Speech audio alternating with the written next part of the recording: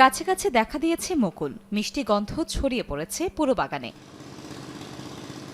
দিনাজপুরে লিচুর বাগানগুলোতে এখন নানা কর্মযজ্ঞ। মুজাফফরপুরি, বেদনা, মাদ্রাজি, চায়না, মুম্বাই, কাঠালি সহ দেশি জাতের লিচু গাছগুলো মুকুলে ছেয়ে গেছে। মুকুল ঝরে পড়া রোধে সেচ ও কীটনাশক ছিটাচ্ছেন শ্রমিকরা। গত বছরের চেয়ে অনেক বেশি মুকুল এবার এসেছে বলে জানান তারা। গতবার থেকে এবার লিচু বেশি হবে বোঝা যাচ্ছে। এখন পানি দিলে লিচুটা তাহলে ঝুলটা ফুলবে পড়বে না। গাছের গোড়াতে এখন পানি দিচ্ছি, এই পানি দেওয়ার পরে এই মুকুলটা, এই দানাটা আরো সুন্দর হবে। ভিটামিন দিতে হবে, বীজ দিতে হবে, না দিলে তো থাকবে না। তবে এবছর রাজনৈতিক অস্থিতিশীলতার কারণে বড় ধরনের লোকসানের আশঙ্কা বাগান মালিকদের। আগে যেমন বাইরের পার্টিরা আসতো, যে বাগান কিনতো, খুব একটা কিনতেছে না, এখন রিস্ক নিতে চাচ্ছে না কেউ।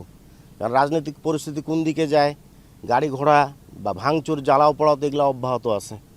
এরকম পরিস্থিতি থাকলে তো আপনার ব্যবসা বাণিজ্য হবে না। লিচু উৎপাদনের সব ধরনের সহায়তার কথা জানায় কৃষি বিভাগ। এবারও আমরা লিচুর বাম্পার ফলন আশা করব ইনশাল্লাহ। চাষিদের বাগান পরিদর্শন করছে এবং এই সময় যা যা করণীয় সে মোতাবেক চাষিদের পরামর্শ দিচ্ছে। কৃষি বিভাগের তথ্য মতে দিনাজপুরের 13 উপজেলায় ৫,৪৮০ হেক্টর জমিতে লিচু বাগান রয়েছে।